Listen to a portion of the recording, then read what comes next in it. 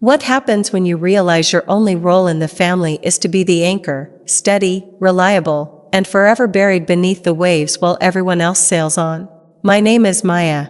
For 31 years, I held my family afloat. Until the day I decided to cut the rope. This isn't a story of revenge. It's a story of weightlessness. If you've ever felt used, unseen, or taken for granted, stay with me. You might just learn how to fly. Subscribe to Elite Secrets, like this video if it resonates, and share it with someone who needs to hear it. Let's begin. The notification popped up on my screen at 4:32 p.m. on a Tuesday. A bank alert. Transfer of $8,500 completed. I stared at the numbers until they blurred. That was the last of it. The final payment for my brother Rohan's destination wedding in Bali. The wedding I had not been invited to. I closed my eyes, leaning back in my office chair. The hum of the computer fan was the only sound in the room I rented in a house full of strangers. I could picture them there, on some pristine beach. My mother in her silk sari, my father beaming with pride, Rohan and his new wife laughing under a flower arch. And me? I was here, in this dimly lit room, funding the perfect family photo from which I had been cropped out. It wasn't the first time. It was just the most expensive. I was the family's silent partner, their financial safety net, the invisible anchor. The one they called when things went wrong, but forgot to include when things went right. 2 days later, a photo appeared in the family group chat. It was a stunning shot of the entire wedding party, everyone smiling, drenched in golden sunset light. The caption from my mother read, "Our family is complete. #blessed #Rohan weds Priya." I looked at the photo for a long time. My absence was a hole in the center of that happiness, a shape only I could see. I didn't leave the chat. I didn't type an angry response. Instead, I did something I had never done before. I opened my banking app, navigated to the scheduled transfers, and one by one, I canceled them. The monthly allowance for my parents. The insurance premium for Rohan's car. The subscription payments for various services they enjoyed. With each cancellation, a strange sensation spread through my chest. It wasn't joy. It was stillness. A deep, resonant quiet. The first call came an hour later. It was my mother. Her voice was sharp, laced with a panic I knew well. "Maya, what is this? The transfer didn't come through. Is there a problem with your job?" "No, Amy," I said, my voice remarkably steady. "There's no problem. I've stopped the transfers." The silence on the other end was so profound I could hear the faint sound of her television in the background. "Stopped? What do you mean stopped? We depend on that. Rohan's car insurance is due. How could you be so selfish, especially now, after his beautiful wedding?" "I'm sure the beautiful wedding photos will pay the bills," I said softly, and ended the call. My hands were trembling, but my resolve was not. The anchor was rising. The storm was about to begin. It started with a barrage of messages. From my father, a guilt trip about family duty. From Rohan, anger masked as concern. "What's going on, Maya? Did something happen? You know Mom and Dad can't manage without your help." I didn't reply to any of them. I packed a small bag, booked a train ticket to a quiet hill station I'd always wanted to visit, and turned off my phone. For 3 days, I was unreachable.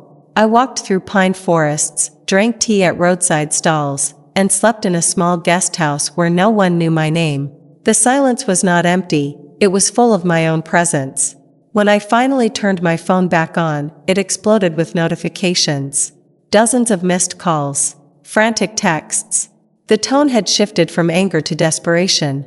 The second wave of consequences had hit. The car insurance had lapsed. The internet and cable at my parents' house had been disconnected.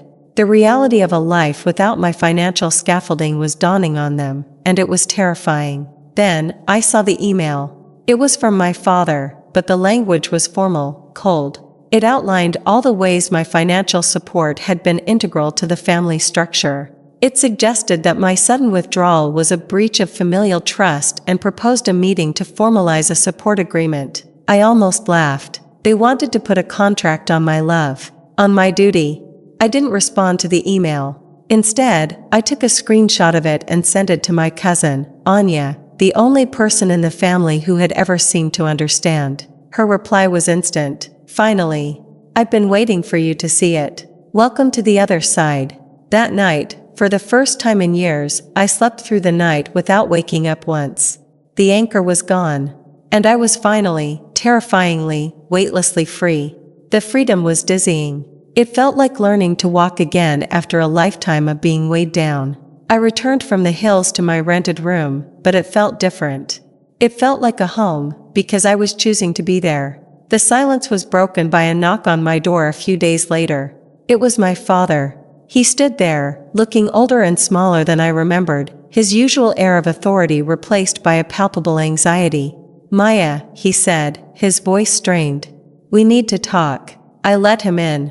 He didn't sit. He paced the small room, his eyes avoiding mine. "This has gone on long enough. Your mother is sick with worry. This is not how we raised you. Family supports each other." "I agree, Abu," I said calmly, leaning against the doorframe. "Support is a two-way street. When was the last time you asked if I was okay? When was the last time you called just to hear my voice, and not to ask for money?" He stopped pacing and looked at me, genuinely confused. "What does that have to do with anything? We're your parents. It's your duty."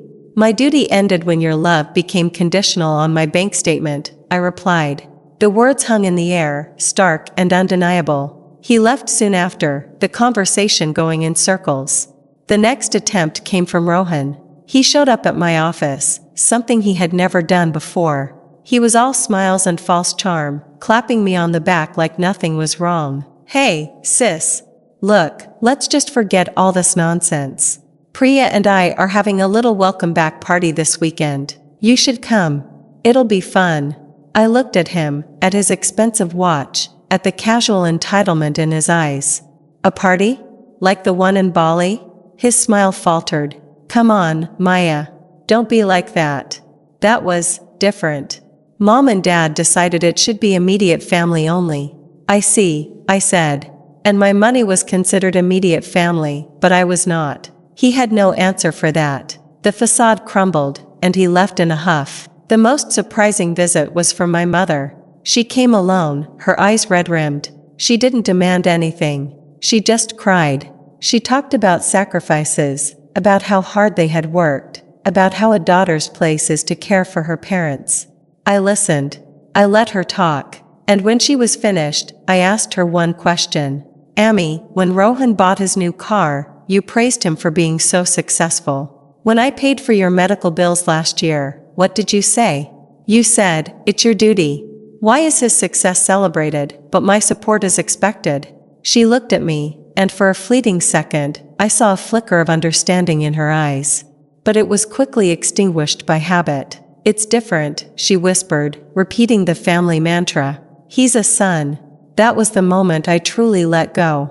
I had been hoping for a breakthrough, for an apology, for some acknowledgement of the imbalance. But I realized I didn't need it anymore. Their validation was a currency I was no longer interested in. The financial noose they had tied around my neck was gone, and with it, the need for their approval. I started living for myself. I used the money I was no longer sending them to enroll in a photography course, a passion I had abandoned years ago. I bought a decent camera. I started going out with colleagues from work. My life, for the first time, began to fill with things I enjoyed. Meanwhile, the situation at home deteriorated. Without my money, the cracks they had been papering over for years began to show. Arguments about money became constant. Rohan, it turned out, was deeply in debt from the wedding and his lavish lifestyle. The pressure was building. And then, they made their biggest mistake. They thought they could force me back into my role. I received a formal letter from a lawyer, a family friend, of course. It was a convoluted document claiming that I had a moral and verbal commitment to support my parents in their old age, and that my sudden cessation constituted elder financial abandonment. It threatened legal action if I did not resume payments immediately. I held the letter in my hands. This was no longer about guilt trips or emotional manipulation. This was a legal threat. A part of me wanted to crumble, to give in to the fear. But a larger, stronger part of me felt a surge of defiance. I was not going to be bullied into funding my own invisibility. I showed the letter to Anya. Her eyes widened. "They're insane," she whispered. "You have to fight this." And I knew she was right. The invisible anchor was about to become the unbreakable shield. I didn't hire a lawyer. I couldn't afford a fancy one. Instead, I became my own advocate. I spent a weekend gathering evidence. I created a spreadsheet, something my accountant brain was good at. I listed every single transfer I had made to my family over the past 7 years, with dates, amounts, and reasons. It was a staggering total. I compiled screenshots of text messages, them asking for money, me sending it, and never a thank you in return. I found the email about the Bali wedding payments. I printed out bank statements. I was building a case, not for a court of law, but for the court of my own conscience and, if necessary, to show to theirs. I drafted a response to the lawyer's letter. It was calm, factual, and brutally direct. I stated that I had fulfilled my filial duties far beyond any reasonable expectation. I attached the summary of my financial contributions and pointed out that my parents were not destitute. They had retirement savings and a son who lived a luxurious lifestyle. I concluded by saying that any further legal threats would be met with a counterclaim for harassment and the full public disclosure of the financial dynamics they were so keen to hide. I sent the letter.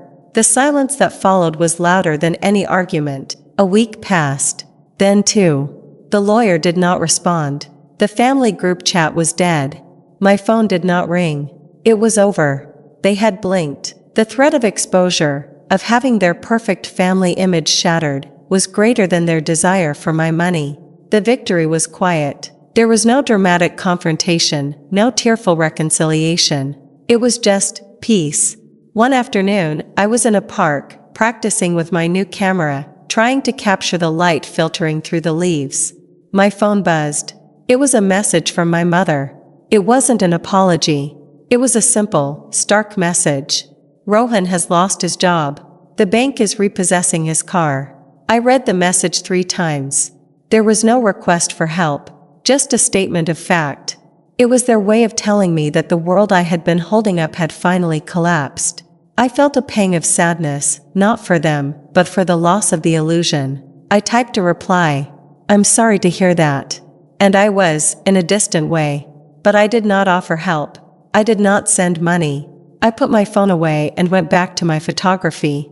The anchor was gone. I was my own ship now. Months later, I was setting up a small exhibition of my photographs at a local cafe. Anya was there, helping me hang the pictures. The theme was weightlessness. It was a collection of images of things that were free and unburdened, birds in flight, dandelion seeds in the wind, empty swings moving in the breeze. As I was adjusting a frame, I looked up and saw a familiar figure standing at the entrance. It was my mother. She was alone. She looked older, frilier. She walked slowly through the exhibition, looking at each photograph. She stopped in front of one, a picture of a single, bright red balloon floating into a vast blue sky. She stood there for a long time. Then, she turned and saw me. Our eyes met across the room. She didn't smile. She didn't wave. She just gave a small, almost imperceptible nod.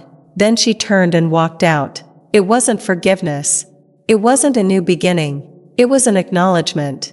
She had finally seen me. Not as an anchor, not as a bank account, but as a person who had carved out her own space in the world. Anya came and stood beside me. "You okay?" she asked. I took a deep breath and looked around at the gallery, at my pictures on the wall, at the life I had built with my own 2 hands. "Yes," I said, and for the first time, I truly meant it. "I am. My name is Maya. And this is the story of how I learned that sometimes, the most loving thing you can do for yourself, and even for those who use you, is to let them sink, so they can learn to swim on their own. And so you can finally learn to fly." If Maya's journey to find her freedom resonated with you, share this story with someone who needs to hear it. Subscribe to Elite Secrets for more powerful stories about setting boundaries, reclaiming your power, and emotional healing. Let us know in the comments what you think. Remember, your worth is not defined by what you can do for others.